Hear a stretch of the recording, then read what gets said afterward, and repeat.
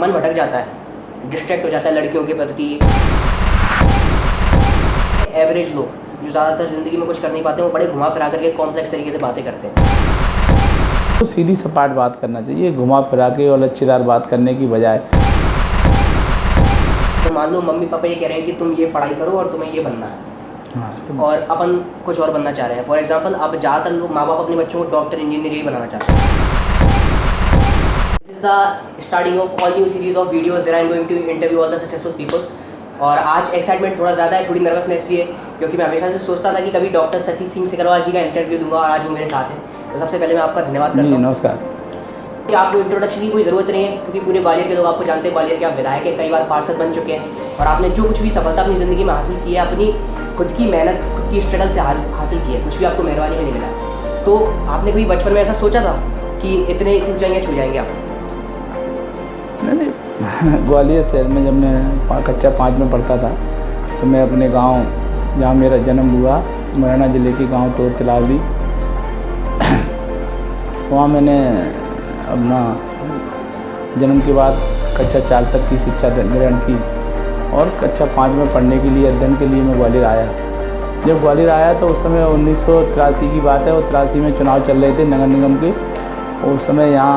उस समय मेरा मन में ये भाव आया कि आने वाले समय में मुझे भी पार्षद बनना चाहिए, और उसके लिए मैंने पूरे प्राणपट से, पूरे मन से, पूरी तैयारी के साथ लगा रहा। और जब मैं MLU कॉलेज से पढ़ने के बाद, शिक्षा ग्रहण करने के बाद निकला, तो 99 में ये सीट सामान्य हुई, और मुझे भारतीय जनता पार्टी ने टिकट दिया, और मैं पहली बार यहाँ से पार्षद के रूप में निर्वाचित हुआ। उस समय ये वार्ड क्रमांक 40 था, और उससे पहले यहाँ कभी भारतीय जनता पार्टी का खाता नहीं खुला, क्योंकि यहाँ शुरू से इस क्षेत्र से पहले मांगीलाल शर्मा जी हिंदू महासभा से पार्षद रहे, उसके बाद बहादुर शर्मा जी कांग्रेस पार्टी से बने, उसके बाद 94 में श्री कपिल कुशवाहा बसपा से पार्षद बने। 1999 में पहली बार भारतीय जनता पार्टी ने मुझे टिकट दिया, और मैं यहाँ से निर्वाचित होकर चुनाव जीता। तो 1983 में जब ग्वालियर आया, तो उस समय ज़रूर मैंने सपना देखा था, और आज वो सपना साकार हुआ है। पार्षद के साथ साथ अब विधायक बनने का सौभाग्य प्राप्त हुआ है, और जनता की सेवा में लगे रहने का संकल्प दिया है कि दीन दुखी, शोषित, पीड़ित, वंचित और हमारे गरीबों की सेवा में कर सकूं। उसके लिए सतत मैं प्रयास करता हूं, और ईश्वर से इतनी शक्ति मांगता हूं कि ईश्वर मुझे इतनी शक्ति देना कि मैं ऐसे गरीब लोगों की सेवा सदा करता रहूं। तो बड़े सरल स्वभाव के आदमी हैं, बड़ी सरल स्वभाव के इंसान है डॉक्टर सतीश सिंह सिकरवार जी। जनता बहुत ज़्यादा प्यार करती है, और जनता से डायरेक्ट मिलते हैं, कोई वैसा कपट वपट नहीं है, बड़े सीधे साधे सरल स्वभाव के इंसान हैं। तो आपसे जो जनता इतना प्यार करती है, इसका क्या राज है? नहीं, ऐसा ये तो जनता ही जाने, लेकिन ये बात सही है कि जो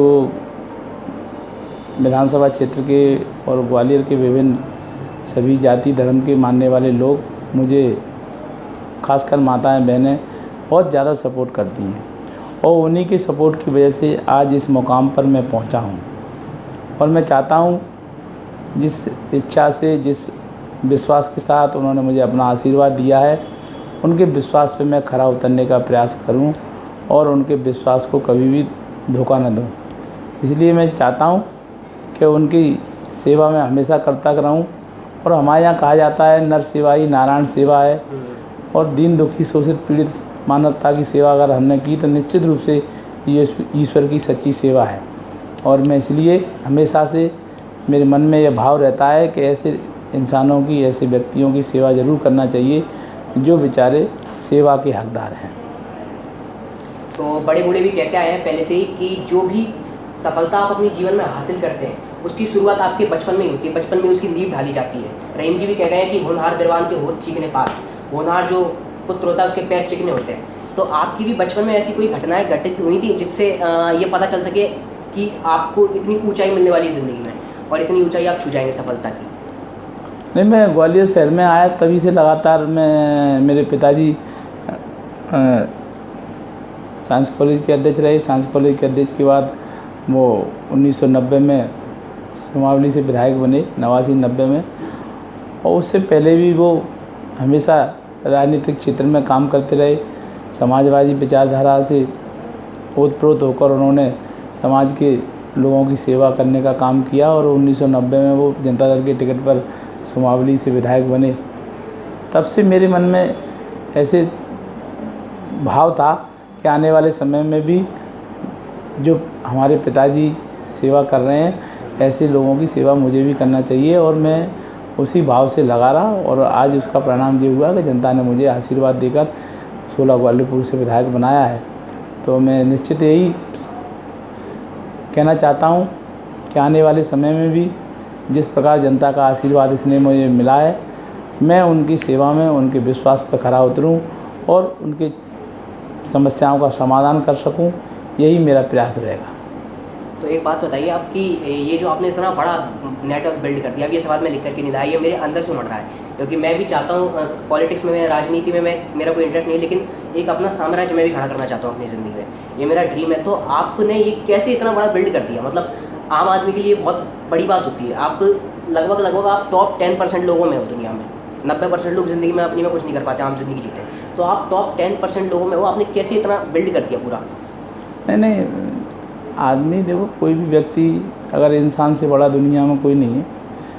इंसान ने अगर जो चाहा है उसको प्राप्त करना है तो उसके लिए उसको पूरे मनोयोग से, पूरे ध्यान से, पूरे उसी शिद्दत के साथ जिस चीज़ को वो चाहता है उसको पाने के लिए उसके लिए अथक प्रयास, अथक मेहनत करना पड़ेगी। हम किसी भी चीज़ को करना चाहते हैं, हम कुश्ती लड़ना चाहते हैं तो हमको रियाज करना पड़ेगी। हमको तबला बजाना है, संगीत में जाना है, तो हम अपने अपने क्षेत्र में, जिस क्षेत्र में भी जाना चाहते हैं उसके लिए हमें साधना करना पड़ेगी। और मुझे राजनीति के क्षेत्र में इंटरेस्ट ज़्यादा था, तो मैं बचपन से इसी क्षेत्र में, और मैं लगातार लगा रहा, और उसका परिणाम ये है कि निश्चित रूप से आज उसको फलीभूत हुआ है। तो आप बचपन से राजनीति में ज़्यादा इंटरेस्टेड थे? हाँ, मैं 1983 में बता रहा हूँ, जब मैं छोटा सा था और कक्षा 5 में ग्वालियर आया था, तो 83 में ही मेरे मन में ये भाव था कि मुझे आने वाले समय में पार्षद बनना है, उसके आगे फिर जाना है। तब से मेरा ये सपना था। उस सपने को साकार करने के लिए जो जो प्रयास हो सकते हैं, जो मेहनत हो सकती है, उस मेहनत को मैंने किया। और आजकल के क्या है, जो बच्चे हैं वो ज़्यादा इस पर, माँ बाप भी, बच्चे भी और माँ बाप भी पढ़ाई पर बहुत ज़्यादा फोकस डालते हैं कि ये अलजेब्रा, अब मैथ में जो पढ़ाया जाता है 2x - 3y = 2y, ये तो इस सब का मेरे को कोई मतलब नहीं दिखता रियल ज़िंदगी में। नहीं, पढ़ाई का तो हर चीज़ में मतलब है। बिना पढ़ाई के तो कोई चीज़ है ही नहीं दुनिया में, और पढ़ाई का बहुत अधिक महत्व है। और जितने भी हमारे टॉप लीडर हैं देश में, चाहे किसी भी पार्टी के हों, वो सब पढ़े लिखे, इंटेलिजेंट हैं। विधायक बनना और न बनना तो साक्षर, निरक्षर, अक्षर सब बन जाते हैं, लेकिन बड़ा राजनीतिक जीवन में उथल पुथल और आगे जीवन में जाना है तो निश्चित रूप से पढ़ाई का बहुत महत्व है। तो मैं तो आपके चैनल के माध्यम से सबसे कहना चाहता हूँ, चाहे वो किसी क्षेत्र में काम करें, चाहे वो व्यापार में करें, चाहे उद्योग धंधे में जाएँ या किसी भी क्षेत्र में जाएँ, पढ़ाई सबसे महत्वपूर्ण है। बिना पढ़े कुछ नहीं है। तो आपके हिसाब से किताबी ज्ञान ज़्यादा महत्वपूर्ण है या फिर जो ज़िंदगी में आप सीखते हैं, जैसे आपने जो सीखा, स्ट्रगल आपने इतनी ज़्यादा की, और जो कुछ भी आपने सीखा आपके अनुभव के आधार पर, आप जो ज़िंदगी में सीखते हैं वो ज़्यादा महत्वपूर्ण है, या फिर जो आप किताबों में पढ़ते रहते हैं सुबह से शाम तक, वो उसका कोई इस्तेमाल होता है? किताब और रियलिटी दोनों में अंतर है। किताबी ज्ञान भी होना आवश्यक है और सामाजिक ज्ञान भी होना आवश्यक है। सामाजिक ज्ञान और किताबी ज्ञान जब दोनों होगा तो दोनों एक से एक, क्योंकि दो पहलू है। जैसे गाड़ी के दोनों पहिए जब चलते हैं तभी गाड़ी चलती है। अगर गाड़ी का एक पहिया भी गड़बड़ हो जाएगा तो गाड़ी चल नहीं पाएगी, स्पीड नहीं पकड़ पाएगी।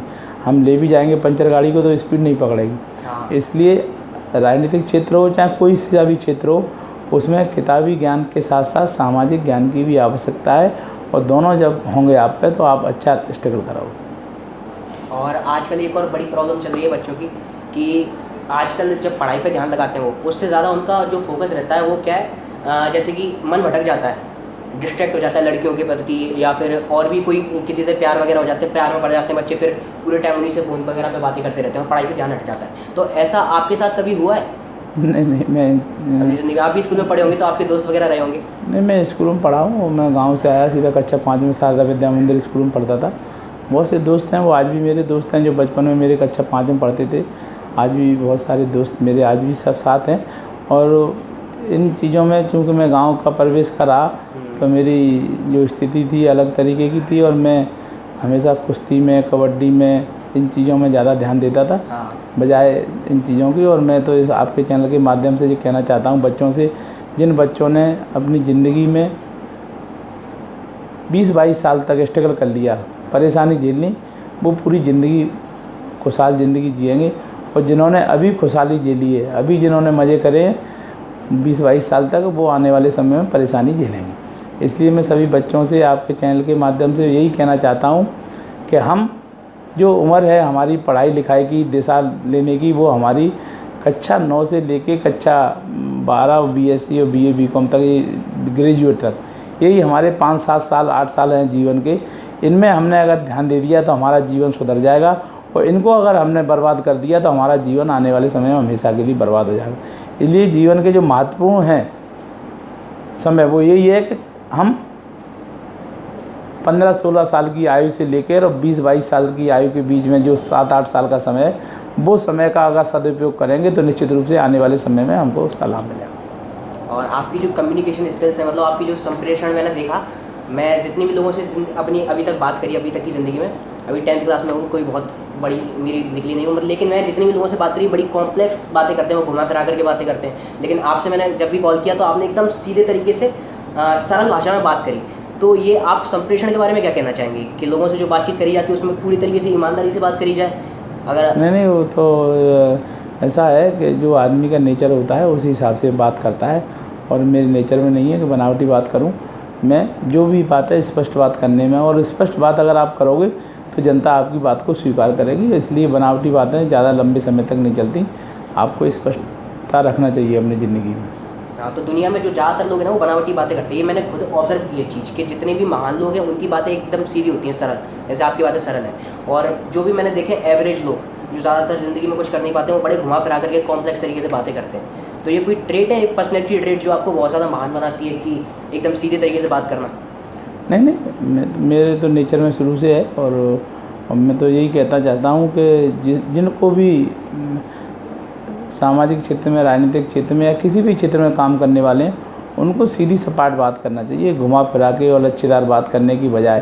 क्योंकि आज के समय में लोग वही पसंद करते हैं कि सीधी बात करने वाला आदमी उनको पसंद रहता है लोगों को। तो जितने भी लोग मैंने सुना ऐसा कि सफलता प्राप्त करते हैं, उनके कुछ सिद्धांत होते हैं, उन सिद्धांतों पर चल करके उनको एकदम स्टेबल सक्सेस मिलती है। तो आपकी भी कोई सिद्धांत वगैरह जो आप बताना चाहें, जैसे हम लोग भी उनको अपना सकें अपने जीवन में? नहीं, मैं तो यही सिद्धांत है कि जब आपका जो काम करने का समय है वो आप काम करिए।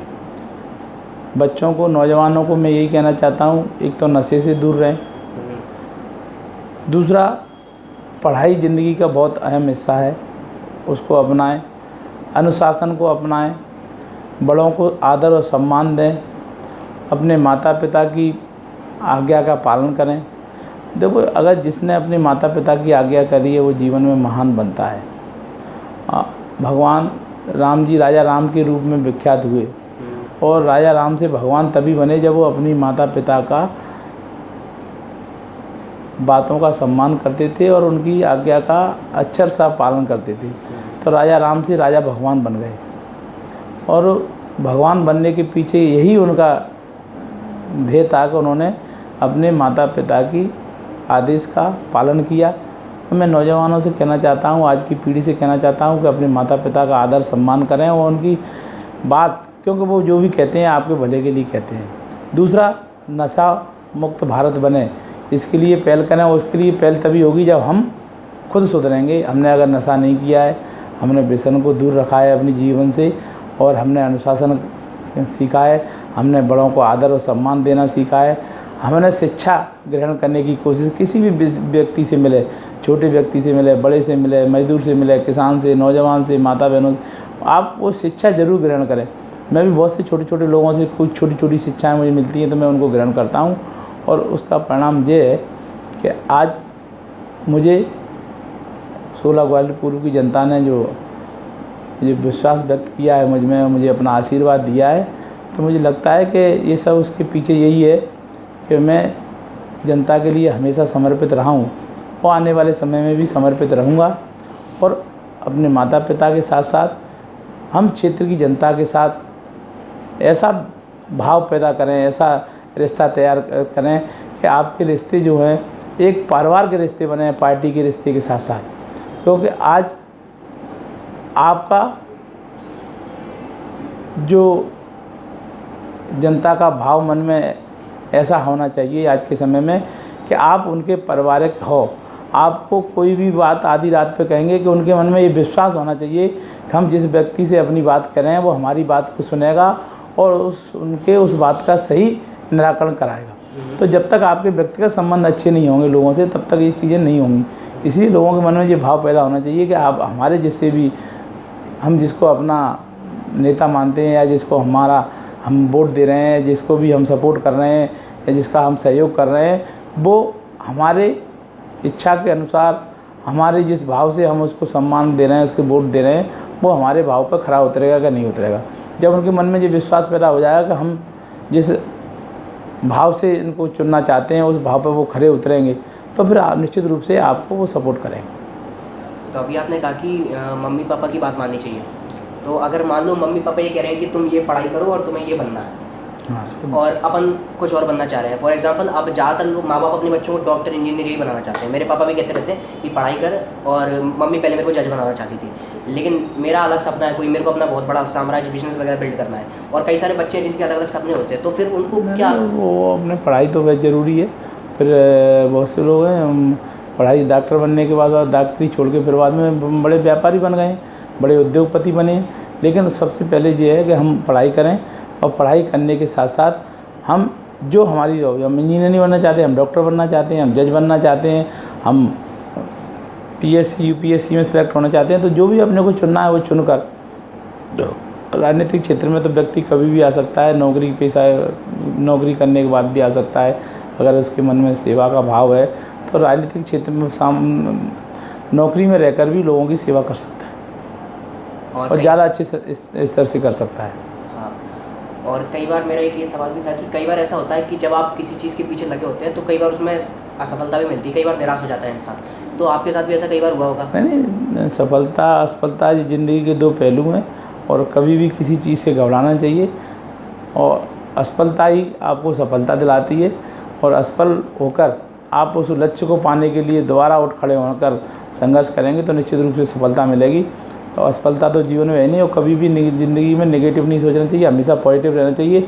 हर चीज़ का अपना महत्व है, और पॉजिटिव सोचोगे तो निश्चित रूप से आपको उसका पॉजिटिव लाभ मिलेगा। और आप ये सब हैंडल कैसे कर लेते हैं? मतलब ये एक तरीके से जो मैं बोलूँ ऑर्डिनरी जो लोग होते हैं वो कई बार इन चीज़ों को हैंडल नहीं कर पाते। आप कैसे ये अपना माइंडसेट बना करके रखते हैं? क्या चीज़ आपको मोटिवेट करती है सबसे ज़्यादा? नहीं, मोटिवेट मुझे जी करती है कि मैं तो यही सोचता हूँ कि मैं इन लोगों की, गरीब लोगों की सेवा कैसे कर सकूँ, और इनकी सेवा का मन में जो भाव है वही मुझे शक्ति प्रदान करती है, वही मुझे स्फूर्ति देती है, चुस्ती देती है। और उन्हीं के कारण मेरे मन में ये भाव पैदा रहता है कि मैं रात दिन इनकी सेवा करूँ। और निश्चित रूप से जब मैं सेवा करता हूँ तो मुझे और ज़्यादा स्फूर्ति आती है और ज़्यादा शक्ति मिलती है। और जिस दिन मैं थोड़ा आलस करता हूँ, सेवा नहीं करता, उस दिन मुझे और आलस आता है। इसलिए मैं जितना ज़्यादा मेहनत करता हूँ उससे ज़्यादा मेरे को और एनर्जी मिलती है। तो मैं कोई भी व्यक्ति हो जितना मेहनत करेगा उसको एनर्जी उसी से मिलती है, चलने से ही एनर्जी मिलेगी आपको। जिस तरफ का आप चलना चाहते हैं आपको उसी पे एनर्जी मिलेगी। और निश्चित रूप से हमेशा व्यक्ति को, चाहे हमारे नौजवान हों, पॉजिटिव सोचेंगे तो निश्चित रूप से आगे बढ़ेंगे। पॉजिटिव ज़रूरी है। और ये अभी मैंने देखा आपसे कि लोग वाग आपकी बातें फ़ौरन मानते चले जाते हैं। तो आपके अंदर ये कैसी कला है कि आप जो भी बोलते हो लोग वाग करते हैं? वो कैसे आप अपना इन्फ्लुएंस आपने बिल्ड किया है? नहीं, वो तो कुछ ऐसा कुछ भी नहीं है, मेरे में कुछ भी नहीं है। वो तो जनता का आशीर्वाद मुझ पे है, और ईश्वर का आशीर्वाद है, आप जैसे भाइयों का मुझे सहयोग है, दुआएं मेरे साथ हैं कि मैं जो चाहता हूँ वो मुझे प्राप्त होता है। और मैं केवल एक ही चीज़ चाहता हूँ कि मुझे ईश्वर इतनी शक्ति दे कि मेरे दरवाजे से कोई खाली हाथ नहीं जाए, और जो भी आए उसकी समस्या का मैं समाधान कर सकूं। इतनी शक्ति मैं ईश्वर से चाहता हूं। लोगों से भी यही चाहता हूं कि मेरे लिए इतना आशीर्वाद मुझे लोग दें जिससे मैं इन गरीब, दीन दुखी, शोषित, पीड़ित, वंचित समाज की सेवा कर सकूं। और जो न्याय से वंचित हैं, जो दीन दुखी हैं, जो शोषित हैं, पीड़ित हैं, और जो हमारे ऐसे गरीब हैं लोग हैं जिनकी सेवा की जिन्हें आवश्यकता है, उनकी सेवा मैं भरपूर कर सकूँ।